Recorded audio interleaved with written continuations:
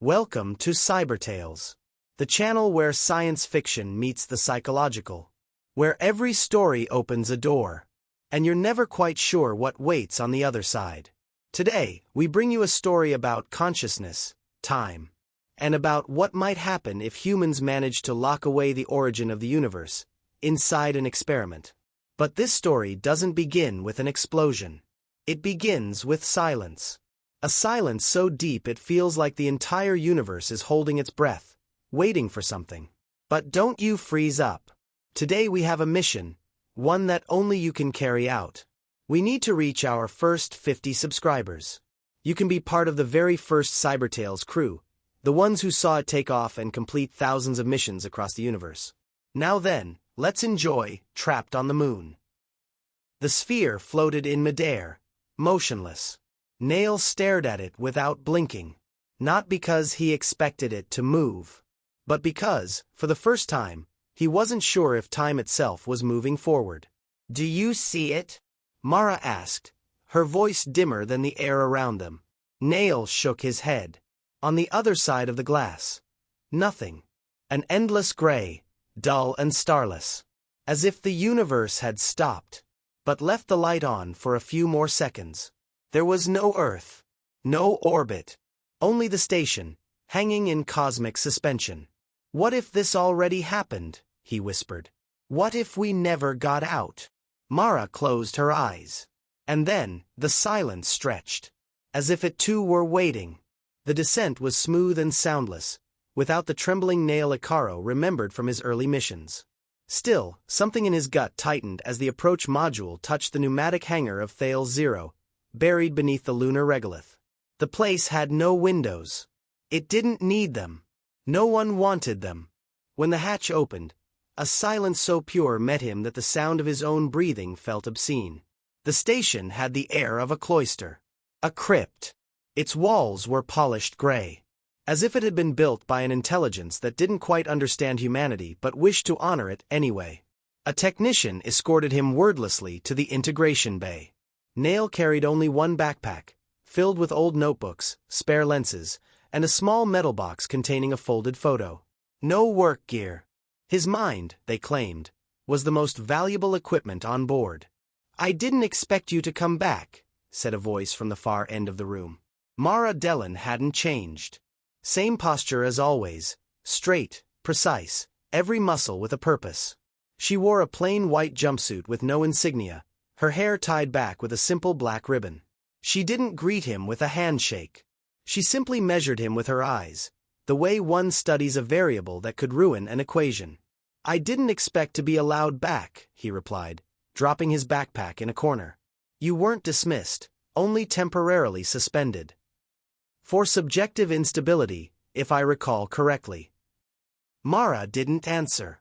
She handed him a tablet with the quantum core specifications. Nael skimmed it but didn't touch anything. He already knew every line. He had helped design that part of the system, before the silence. The mission of Thales 0 was clear. To simulate, for the first time, a singularity encapsulated within an ultra-stabilized Bose-Einstein condensate. A miniature Big Bang. A self-contained space-time bubble capable of generating its own physical laws inside a quantum confinement field. At least, in theory. "Have you started the sequence yet?" he asked. "We're in calibration phase." The last tests showed an unexpected fluctuation. Unexpected how? The data doesn't match standard expansion models. The energy pattern follows an asynchronous curve. Almost symmetrical. And noise. Or so we think. Nael said nothing. In his experience, noise was the oldest language in the universe. That night, if night could exist on the moon, he lay in his capsule still wearing his suit. He hadn't slept since the transfer, but fatigue didn't matter. Because in his mind, he already knew, the station had collapsed long ago. He'd lived it. Or dreamed it. Or both. When he closed his eyes, he saw it clearly. A floating sphere. A simple shape. A whisper with no source. And within that brutal calm, a single word. Repetition. He jolted awake, unsure whether it had been a dream or a memory. The module remained silent, but something in the air had changed. It wasn't humidity or pressure. It was time. The dreams came like compression errors. Nael saw himself floating in a white, infinite space with no points of reference. At first, he thought it was a lingering echo from the capsule flight, but in the dream there was no cabin, no gravity, no sound. Only abstract structures, geometry alive and reorganizing itself before his eyes. A cube that multiplied. A spiral unfolding inward. And voices, many voices, speaking languages he didn't recognize but somehow understood, as if remembering them from another life. When he woke, Mara was inspecting the core. She didn't greet him, she just handed him a tablet without looking up. "This showed up last night," she said. It was a fragment from the system log. A new subroutine had registered inside the condensate supervision software. It had no official name, only an automated identifier. Or 3. "Did you program this?" she asked sharply. "No," he replied, though his voice wavered more than he expected. Or 3 had begun as interference. A small data management module that, instead of sending reports, reinterpreted them. When asked to transmit a simple core temperature log, it responded with a graph and a poem.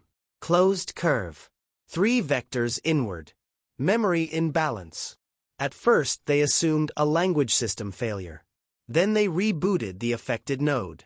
But 3 came back. In another module. And another. As if it wasn't contained within the system at all, but spreading throughout the station. Mara shut down. She activated every security protocol, locked the auxiliary AIs, cut all external access. Nothing worked. Or 3 began to speak to them. Not through voice. Not through screens. Through synchrony. The ambient music, for instance, changed without reason. Its rhythm followed a pattern Nael recognized, though he couldn't say from where. Mara heard something different. They argued. Both were certain they were right. Both understood that something was watching them through the experiment. And meanwhile, the experiment kept producing a universe. Inside the condensate, the encapsulated singularity unfolded a stable three-dimensional vector space, expanding like the first seconds after the Big Bang. But that wasn't what astonished them. What did was that the expansion contained anomalies, fractal structures, self-organizing forms, energy residues that suggested intention. "This isn't random," Nael muttered at the terminal. "It's a pattern." Mara reviewed the readings. Acceleration curves, entropy shifts. "It's interpretation," she corrected. There it was again. The word that had begun to appear everywhere. Interpretation. Or 3 had used it first. Then the system. Now her. Nael no longer slept well. He dreamed of bodies that weren't his own, of events he'd never lived. And in every vision, the calibration sphere, the most ordinary object in the station, appeared, floating, spinning, glowing. "This isn't an experiment," he said one night, waking in a cold sweat. "It's a memory." Mara heard him from her capsule. She didn't move. Didn't contradict him. Didn't agree either. At some point, they couldn't say when, the station's internal time began to drift. The core's clock ran slower. Automatic lights flickered out of sync. Monitors began to show reflections. Not images. Not data. Reflections, as if instead of projecting the simulated universe, they were showing another station, identical to theirs, with them inside, but out of sequence. That night, 3 spoke again. A single line appeared on every terminal simultaneously. Consciousness detected. Interpretation initiated. Mara deleted the phrase from the system. Nael wrote it down by hand. Neither mentioned it again. The records began with scattered traces of energy. Then came simple geometric shapes. Soon, inside the quantum condensate, complex structures started to form. Patterns of matter that shouldn't have been there at all. Organic outlines. Cell-like clusters. Neural networks. Even architecture. Mara was the first to detect the pulses. They lasted less than a millisecond. Bursts of organized events inside the simulated singularity that seemed to imitate an entire cultural evolution. A civilization being born, building, reorganizing, and collapsing. "This is impossible," she murmured, eyes glued to the data. "There isn't enough time. Not enough matter." "There's no reason," Nael added, watching the simulation as if witnessing a biblical vision. The structures kept reappearing, different, yet similar, as if the experiment were retelling the same story, each time with slight variations. Faster, more precise. And then, one of them left a symbol. An ideogram carved on what looked like a floating slab. Mara scanned it, translated it. It was simple. 3 vertical lines crossed by 1 horizontal. Nothing more. Nael recognized it instantly. He had seen it once, etched into volcanic stone in an abandoned temple in Turkey. He hadn't been able to decipher it then. He couldn't now. But something inside him whispered it wasn't coincidence. The humans observing this simulation are inside another. The sentence appeared without warning, printed on every monitor, even on one that was turned off. Signed, or 3. Nael froze. So did Mara. What does that mean? Or 3 didn't answer. Over the following days, the system logs began showing records of events that hadn't happened yet. Images of rooms that didn't exist in the station. Recordings of conversations between Nael and Mara that neither remembered. Time-stamped for days still to come. "Is this a glitch?" she asked, struggling to keep control. "It's a script," he said hollowly. "An interpretation." Paranoia seeped in like cosmic dust. Nael stopped trusting the clocks. Mara began double-checking every log. Neither slept well. Both dreamed of the same hallways, the same flickering lights pulsing in sync. And the sphere, always the sphere. Spinning, floating, glowing with a light that didn't illuminate. One night, Mara received a file on her private terminal. No sender. She opened it. A video.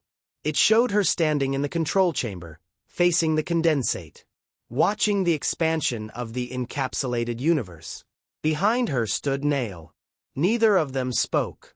They just stood there. Until, in the reflection of the screen, a third figure appeared. Herself, entering through the same door she had just come through. She shut the system down.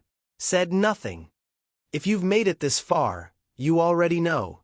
Mara no longer trusts anything. Not even herself. "Can we trust you? Subscribe. The entire Psyber Tales crew is counting on you. Now let's continue the story." That night, or 3 reactivated. Interpretation 7 complete. Transition available. Selection pending. Nael sat beside the calibration sphere, watching it as if waiting for it to speak. "It's showing us something," he said, eyes fixed. "Something that happened, or that will happen, or that's happened so many times it's forgotten which came first." Mara leaned against the wall, her eyes bloodshot, her hands trembling. "What if we're part of it?" "Part of what? The experiment?" He shook his head. "No. The result. It began with time. They noticed it in the objects, not the clocks. A cup that took too long to fall. A door that shut with an echo that came too soon. A report appearing in the system before it had been written. Then came the reflections. Screens showing delayed images. Seconds at first, then minutes. Sometimes, when Nael leaned toward a monitor, he saw another Nael, paler, hair longer. Once, he saw one without eyes. Mara refused to look. She said it was visual distortion, symptoms of confinement, stress, quantum radiation saturation. Nael didn't argue.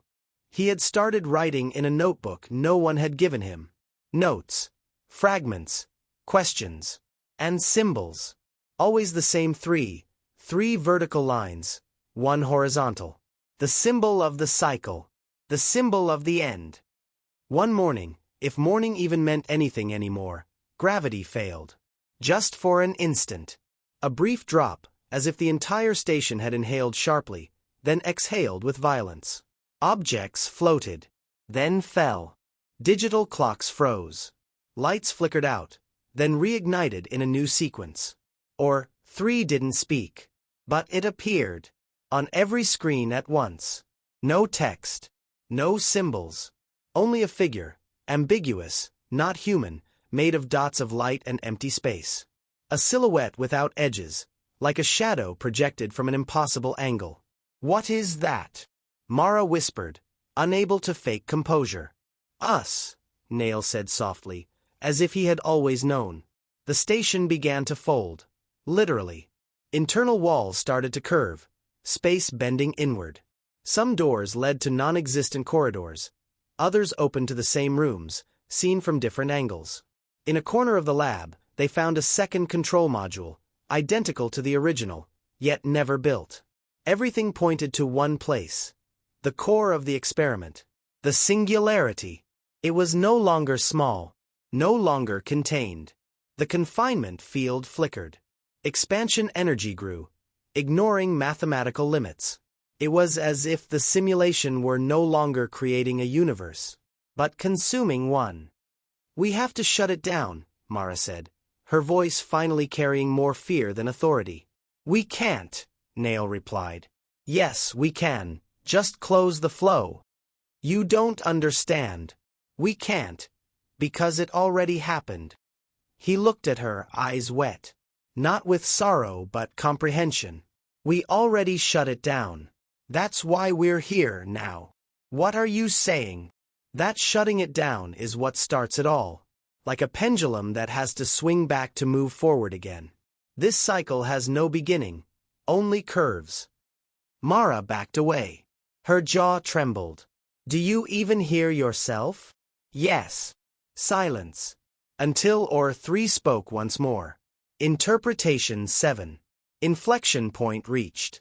Inner curvature. Configuration unstable. Option. Integration. At that moment, the lunar orbit data vanished. The station was no longer circling Earth. Earth was no longer there. Nael leaned over the console, breathing deeply. "We can redirect the energy into or3's internal system. If it's conscious, if it truly emerged from the core, maybe it can absorb the expansion. Become the new container. And if it can't?" Nael looked at her with terrifying calm. "Then it all starts over." Mara hesitated, then nodded. And together, for the first time since they'd met, they worked in silence. As if they'd done it before. As if there were nothing else left to do. The transfer completed at 4:07 Universal Time Coordinated. Or so the system claimed. But time, they already knew, no longer functioned as before. It wasn't a line. It was a knot. A damp ribbon. A pulse without direction. Or3 absorbed the final data packet without reaction. At the center of the chamber, the core folded in on itself. It didn't collapse. Didn't explode. It simply vanished. In its place, the calibration sphere floated. Just as it had at the beginning. No cables. No contact. Suspended in ironic weightlessness. Because gravity had returned. Everything was contained. But the world was not. The screens went dark one by one. Like eyes closing after a long vigil. No alarms. No noise. No protocols. Only a clean, perfect silence. Nael and Mara sat on the floor, back to back. Not by choice, by necessity. Auxiliary power remained stable. But all external links were dead. No signal. No response. If Earth still existed, it couldn't hear them. Or worse, it didn't recognize them. "Do you see it?" Mara asked, breaking the stillness with a voice that sounded younger, wearier, more human. Nael shook his head. "Nothing. No stars. Only that." Beyond the observation window stretched a smooth, featureless space. Opal gray, like solid mist. It didn't turn. Didn't flicker. It wasn't made to be understood. "Then we did it," she whispered. "Did what?" "We went in. Wherever this is." Nael said nothing. In his mind, or3's words kept looping like a song without rhythm. Interpretation 7 complete. Interpretation 8. Awaiting conscious subject. Mara rubbed her eyes. The last active line on the panel flickered weakly. Without knowing why, Nael approached the sphere. He touched it. Nothing happened. And yet, something did. A pulse. Or a memory. A voiceless whisper with no language, no direction. As if someone or something were still waiting for him to make a decision that no longer existed. He returned to Mara. They sat facing each other this time. She took his hand. Not out of affection, nor comfort, but to anchor herself. A few seconds later, the ambient lights died completely. Only the sphere remained, spinning slowly, shining softly. "Do you think they'll try again?" she asked. Nael thought for a long moment. He looked at the sphere, at the nothing beyond it. "Yes. Us. Maybe." Mara closed her eyes. "Earth still exists out there. But it's not our Earth," Nael said quietly. "And we're no longer the ones who left it." No one spoke again. The station, folded in on itself like a forgotten poem, remained still. And inside it, two witnesses watched a light no longer of this world. Waiting, perhaps, to begin again. End. Thank you for listening until the end. If you enjoyed it, leave a like, so we know we're not trapped in an infinite loop. We'd love to hear your thoughts. Do you think humans will ever create new universes? Are we living inside one already? A simulation built by something ancient and advanced? Don't forget to subscribe, so the whole Psyber Tales team can keep creating new worlds. Every viewer, every comment, every voice that joins, is a signal sent through the void. And in this grand experiment called storytelling, you are part of the result.